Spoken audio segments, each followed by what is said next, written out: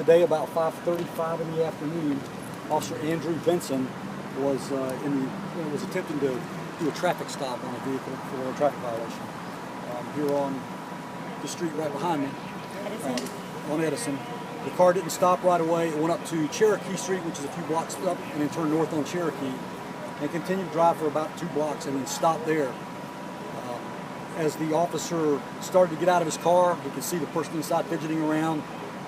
After the officer got out of the car and cleared the door of his car, the person driving the car suddenly turned, reached out the driver's window of his car, and started firing rounds at the officer. Officer Benson was struck once in the upper right arm. He returned fire, took cover inside his car, continued to return fire, got back out of his car, returned fire while this was going on. The suspect drove off, abandoned the car a short distance away. I haven't been there, I don't know exactly where that is. Officer Benson remained at the scene until help arrived, and then was taken to the hospital and is being treated there. I just got off the phone with the sheriff a while ago. He's at the hospital with Officer Benson. Looks like he's stable, everything's okay. Gunshot wound to the upper right arm, and I haven't seen it, so that's all I really know. Undersheriff, we've seen a JSO vehicle near the intersection of Dignan and Cherokee Street. Is that the vehicle in question? You talk about the suspect's vehicle? Well, it's actually a JSO vehicle that we see that appears to have bullet holes in both the doors and the window. The car's on Cherokee, but I didn't walk all the way down to it. I don't know which cross street it's at, so that may be, but I can't say for sure. If it's got holes in it, it's probably that. What can you tell us about the suspect? I can't. At this point, we're looking for him. In fact, any information that anybody has, we certainly want to know. This suspect knows what he's done. He's probably talked to people and told them what he's done. He's probably talked to family and told them what he's done. And they all need to know that every resource at our disposal at the Jacksonville Sheriff's Office is coming for him. He needs to turn himself in. Was there anything found in the suspect's car that would give a reason why he may have driven away? I don't think they've gotten to that point yet. I know they've recovered that car, and you know how this process works. It's very methodical. They were working the scene. They were working the scene at the officer's car, and I don't know if the ETs and all started working the scene at the other car or not, but it takes them a while to get in there. They will do that, and I don't think we've got them. Any description of the suspect you can give us tonight? I'm sorry, I don't have that, but I'll get you that. I'll get Melissa to make sure we get that to you. I didn't ask specifically.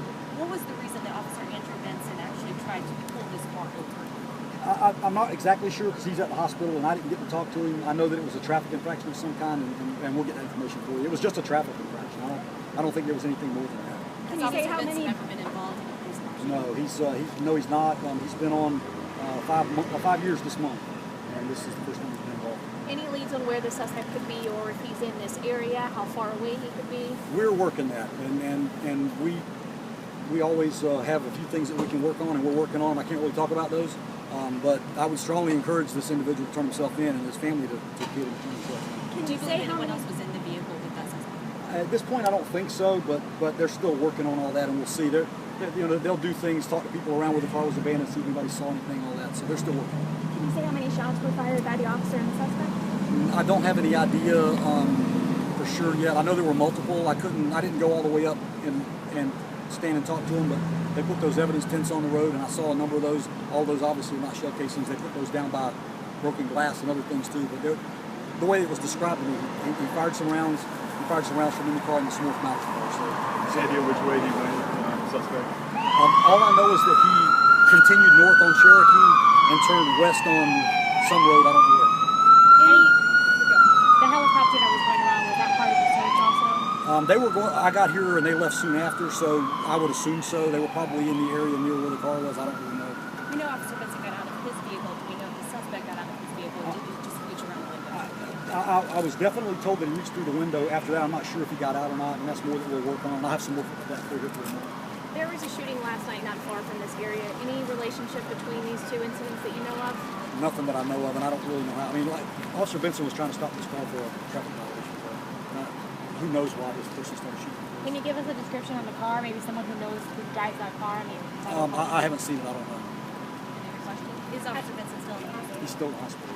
Do you know how long he's expected to be there? I know the sheriff's office is very thankful and grateful that this officer is okay. Can you talk about just the dangers? Absolutely. It happens every day on the seemingly most minor calls that we work. And that's the key, is that we don't know what we're walking into.